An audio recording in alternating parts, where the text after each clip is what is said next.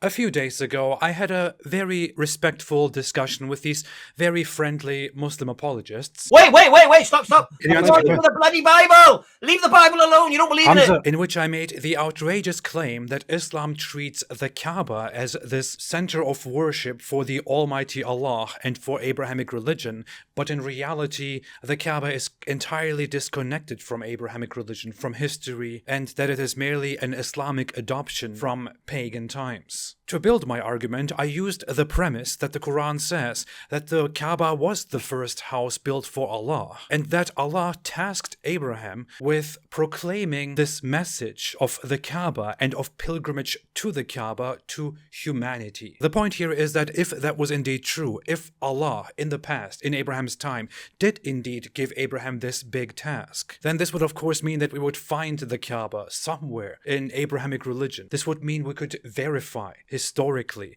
that the Kaaba was indeed a place of pilgrimage and worship from around the world. When I made the point that according to the Quran, Abraham was supposed to deliver this message to mankind, our dear friend Hamza made the objection and asked me where I get that from.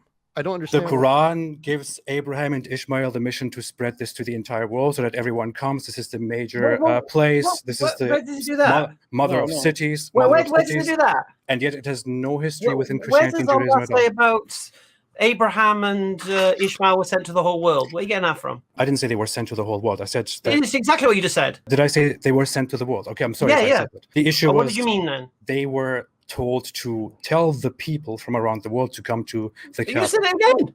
You just did it again. Isn't that tell what the Quran people says? from around the world. Sorry. How is Ishmael and I? No, 1 second. If I need to make it correctly, I'm going to tell the people around the world. I found it very strange that Hamza actually made this objection and tried to argue that this is something that I just came up with. This is general knowledge. Let me show you exactly where I got this outrageous claim from. I take this, as I said, from the Quran itself. Apparently, I'm more informed about the Quran. In Quran chapter 22, verse 26, it says, "And mention, when we designated for Abraham the site of the house, saying, do not associate anything with me, and purify my house for those who perform tawaf, circumambulation, and those who stand in prayer, and those who bow and prostrate."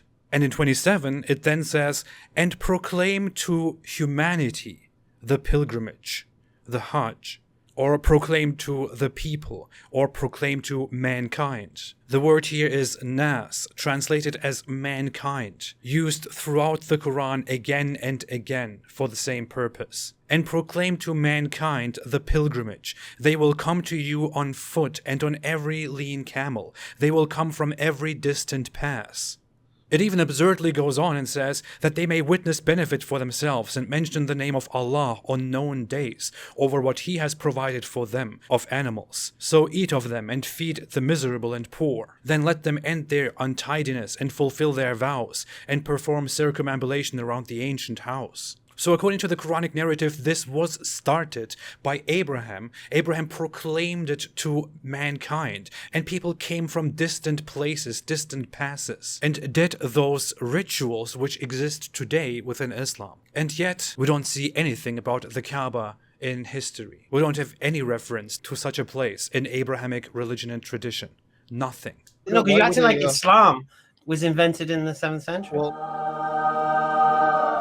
Yes, Hamza, I do act like Islam was invented in the 7th century. That's the entire point. That's why I'm making these arguments. Because as I view it, Muhammad was born into a pagan culture, a polytheistic Arab culture. Muhammad took monotheistic Abrahamic elements from Jews and Christians and took the one central center of worship which he knows, which is the Kaaba, and made a mixed religion called Islam out of that. And messed it up big time, as you can see. Even if we go into the tafsirs, the interpretations of the Quran, very well-known ones, such as the Tafsir of Ibn Kathir, which is the most renowned exegesis of the Quran in the world. It says further about this Quran verse, "And proclaim to mankind the Hajj," meaning announce the pilgrimage to mankind and call them to perform pilgrimage to this house, which we have commanded you to build. And here, the interpreters of the Quran add a story which is widely referenced and which is still distributed today, to this day. because it is based on several very reliable narrators. It was said that Ibrahim said, "O Lord, how can I convey this to the people when my voice will not reach them?"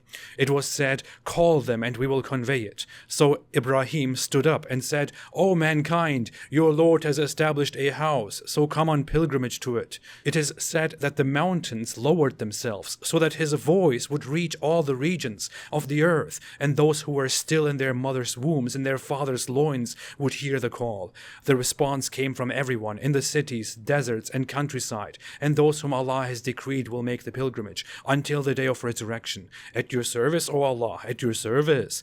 This is a summary of the narrations from Ibn Abbas, Mujahid, Ikrimah, Sayyid bin Jubair, and others among the Salaf. And Allah knows best. So according to the traditional narrative, and according to the interpretation of this Quran verse, which already explicitly says that Abraham was given this task to invite mankind to the Kaaba, Abraham did indeed invite mankind to the Kaaba, and Allah aided him in that, and people came from all around the world.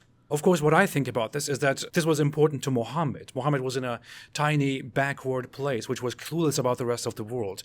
To him, there were people, Arabs, and some others who would come to the Kaaba, and this was very significant to him. So in his mind, and by the Quran's narrative, the world was coming to the Kaaba. It was a big, huge thing. People from all around the world would flock to the Kaaba, when in reality, it was just this tiny little place. Dear Hamza, dear Muslim apologists, this is where I get my claim from. This is why I say, if that was true, we would find the Kaaba as a central element within biblical Abrahamic tradition.